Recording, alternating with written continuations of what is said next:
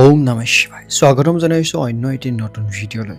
পবিত্ৰ শাওণ মাহ আৰম্ভ হ'ব আৰু এই পবিত্ৰ শাওণ মাহটোতেই আমি শিৱপুৰাণ তথা স্কন্দ গ্ৰন্থত উল্লেখ কৰা ডাঙৰ ডাঙৰ ঋষিমুনিসকলে যিবোৰ নীতি নিয়ম বান্ধি দিছিলে সেইবোৰ মানি চলাটো বহুতে বেছি প্ৰয়োজনীয়।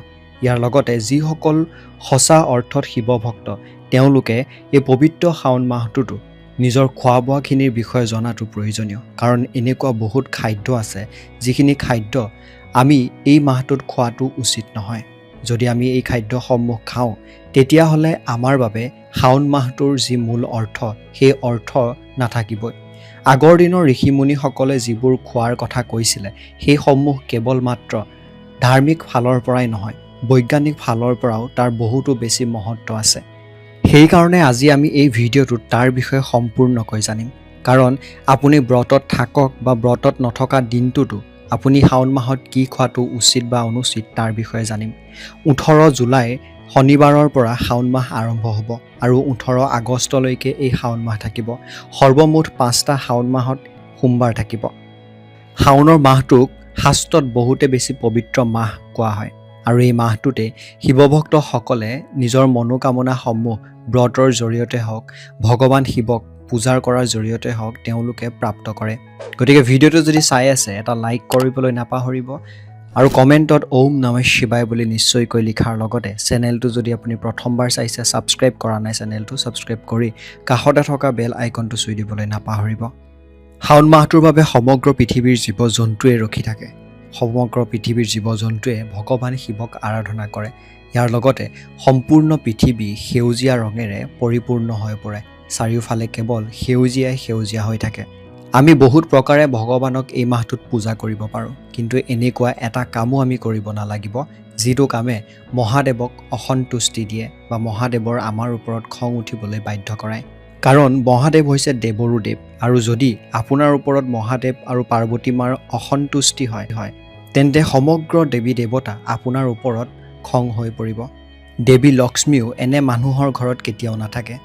শাওণ মাহত ব্ৰত সেইসকলেহে পালন কৰাটো উচিত যিসকলে সম্পূৰ্ণ কঠোৰ প্ৰকাৰে হ'লেও এই শাওণ মাহত ব্ৰত পালন কৰিব লাগে। যদি আপুনি ব্ৰত পালন কৰিব নোৱাৰে কঠোৰভাৱে, তেতিয়াহ'লে আপুনি কেৱল মাত্ৰ সোমবাৰৰ দিনটোতেই ভালকৈ পূজা পাতল কৰিলে হ'ব। আপুনি কোনো ধৰণৰ ব্ৰত পালন কৰিব নালাগে। ভগৱান শিৱক আৰাধনা কৰা ব্যক্তিসকলে সোমবাৰৰ দিনটোত ৰাতিপুৱা সোনকালে শোৱাৰ পৰা উঠি পৰিষ্কাৰ পৰিচ্ছন্নভাৱে স্নান কৰি শুদ্ধ বস্ত্ৰ পৰিধান কৰি ভগৱানৰ আৰাধনা কৰিব লাগে। সম্পূৰ্ণ ঘৰখন শুদ্ধ কৰাৰ পাছত আপোনালোকে মহাদেৱৰ ওচৰত শিৱৰ মন্দিৰত গৈ শিৱলিংগ দৰ্শন কৰক আৰু তাত গৈ পেলাই জল অভিষেক কৰাৰ পাছত এটা বেলপাত্ৰ আপোনালোকে দিবলৈ নাপাহৰিব। বেলপত্ৰ আপোনালোকে যদি নিদিয়ে তেতিয়াহ'লে আপোনালোকৰ পূজা আধৰুৱা হ'ব।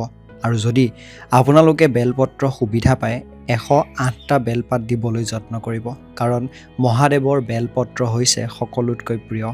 শাওণ মাহটোত নিজৰ মনটোৰ লগতে নিজৰ শৰীৰটো পবিত্ৰ কৰি ৰখাটো প্ৰয়োজনীয়। বিশেষকৈ সোমবাৰ দিনটোত আপোনালোকে তন মন সকলোবোৰ পৰিষ্কাৰ পৰিচ্ছন্ন কৰি ৰাখিব। ব্ৰহ্মচাৰী আপোনালোকে নিয়ম পালিব লাগিব। মাছ মাংসটো কোনো কাৰণতেই নাখাব, কিন্তু কোনো ধৰণৰ মাদক দ্ৰব্য গুটখা এইবোৰো আপোনালোকে এই সময়খিনিত সেৱন নকৰিব, কাৰণ তেনেকুৱা কৰি যদি আপুনি মহাদেৱক পূজা কৰে তেতিয়াহ'লে সেই ফল কেতিয়াও নাপাব। শাওণ মাহত ফল মূল খোৱাটো বহুতে বেছি উপকাৰী। প্ৰাচীন ঋষিমুনিসকলে শাওণ মাহটোত ফল মূল খোৱাটোৱে সকলোতকৈ বেছি উত্তম বুলি কৈছিলে, কাৰণ শাওণ মাহত যি পৰিৱৰ্তন হয় বতৰৰ, সেই পৰিৱৰ্তনে আমাৰ পাচন প্ৰক্ৰিয়াত বহুতো ধৰণৰ খেলি মেলিৰ সৃষ্টি কৰে। সেইকাৰণে ফল মূলেই সৰ্বশ্ৰেষ্ঠ হয় এই সময়ছোৱাত। শাওণৰ সোমবাৰৰ ব্ৰতত আপোনালোকে অমিতা নিশ্চয়কৈ খাব, কাৰণ অমিতাই আপোনাৰ পাচন প্ৰক্ৰিয়া খুব বেছি সুন্দৰ কৰি ৰাখিব। লগতে আপোনালোকে এই দিনাখন যিমান পাৰে নিজৰ বডিটোক ডিহাইড্ৰেশ্যনৰ পৰা বচাবলৈ তৰল পদাৰ্থ খাওক। আপোনালোকে সোমবাৰৰ দিনটোৰ আৰম্ভণি নেমু পানী তথা নাৰিকলৰ পানীৰে আৰম্ভ কৰিব পাৰে। আপুনি ধ্যান ৰাখিব যিয়ে নাখাওক কিয় তাত যাতে নিমখ নাথাকে, কাৰণ সাধাৰণ নিমখৰ সেৱন এই সময়ছোৱাত ব্ৰতৰ ভংগহে কৰিব। আপোনালোকে সাধাৰণ নিমখ কেতিয়াও নাখাব। শাওণ মাহত আপেল, কল, জামু এনেকুৱা ধৰণৰ সমূহ ফল আপোনালোকে নিশ্চয়কৈ খাওক। ইয়াৰ জৰিয়তে আপোনাৰ শৰীৰত যথেষ্ট শক্তি লাভ কৰিব। জানো আহক যে আপুনি শাওণ মাহত কি খাব নালাগে। নিমখ, নহৰু, পিঁয়াজ এনেকুৱা ধৰণৰ আপোনালোকে আমিষ খাদ্যত ব্যৱহাৰ কৰা সামগ্ৰী কেতিয়াও ব্যৱহাৰ নকৰিব। আপোনালোকে শাওণ মাহটোত আমিষ খাদ্য কেতিয়াও নাখাব।